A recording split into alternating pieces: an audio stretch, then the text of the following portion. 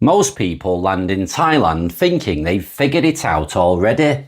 They watched a few videos, followed a couple of travel pages, maybe even saved a top 10 things to do in Bangkok, like they're preparing for a military operation. And then something strange happens. Within days, they start saying things like, I think I could live here. I get Thai culture now. Or this place is so cheap. That confidence usually lasts right up until reality quietly taps them on the shoulder and says, no, you don't. Because Thailand doesn't really reveal itself to tourists. It reveals what tourists want to see, and what keeps hidden is usually the part that actually matters. Now this isn't a travel guide. It's not a top beaches video. You've seen enough of those to last a lifetime. This is about the gap between expectation and reality in Thailand, the version people sell online, and the version you only discover when you stay long enough to stop being a tourist. Some people call it paradise. Some people call it confusing. Most people only realize what it actually is when they've already made decisions they can't undo. So let's break it down properly. No fantasy, no sugarcoating, just the patterns almost nobody talks about, honestly. There's a strange phenomenon that happens in Thailand. You arrive and within 48 hours you suddenly become an expert.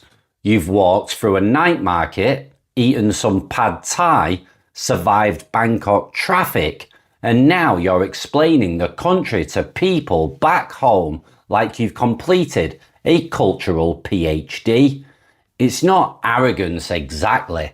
It's more like sensory overload, mistaken for understanding. Thailand is extremely good at giving people immediate impressions. Warm weather, friendly smiles, cheap food, easy transport. Your brain fills in the gaps with assumptions, and that's where the first mistake happens. People confuse access with understanding. Just because a place is easy to visit doesn't mean it's easy to understand. And Thailand is very, very easy to visit, which is exactly why so many people misunderstand it completely. Now let's talk about money. Thailand has a reputation for being cheap, and yes, on the surface it is. Street food, transport, basic living costs, all lower than what most Western visitors are used to. But here's where it gets interesting. Thailand doesn't just have one price system, it has layers. Tourist pricing, local pricing, expat pricing. You look like you don't belong here. Pricing, it's all part of the ecosystem.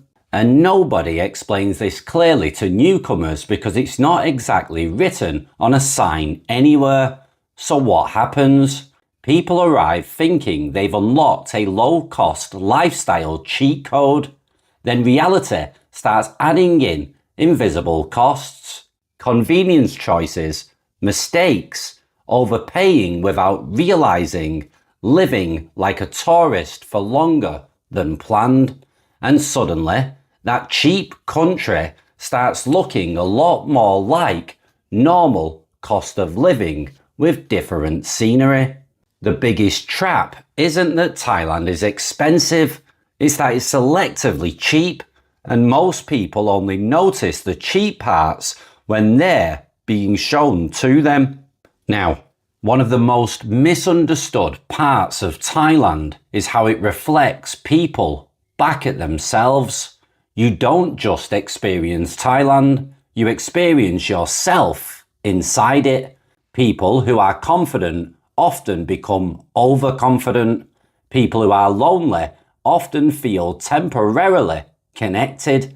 People who are uncertain about life sometimes mistake the environment for clarity.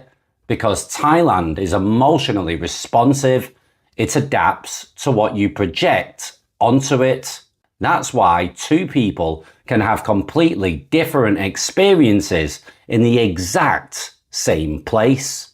One calls it paradise, another calls it chaotic. Neither is fully wrong, but neither is fully seeing the country either. And that's where things get messy, because when people confuse emotional response with objective reality, they start making decisions that don't hold up outside the holiday bubble.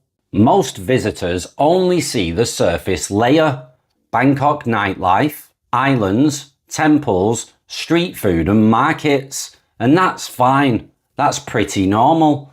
That's what tourism is built on. But there's another Thailand underneath it that doesn't show itself immediately. The slower Thailand, the everyday Thailand, the one that isn't designed for visitors. It's in the routine of local life. It's in the early mornings before the city wakes up. It's in the long distances between places most tourists have never travelled to. And it doesn't care about your itinerary. The mistake people make is assuming the version they see is the whole thing. But Thailand isn't one experience. It's layers of completely different worlds stacked on top of each other. And most tourists never get past the first layer, because the first layer is already entertaining enough. And that's the trap. It feels complete, even when it isn't. Now, this is where things get sensitive, so let's keep it grounded. Thailand has a very different social rhythm compared to what many Western visitors are used to. Communication style, social expectations, and personal boundaries don't always translate directly, so misunderstandings happen constantly. People project their own cultural expectations onto situations where those expectations simply don't apply. Sometimes that leads to genuine connection. Sometimes it leads to confusion.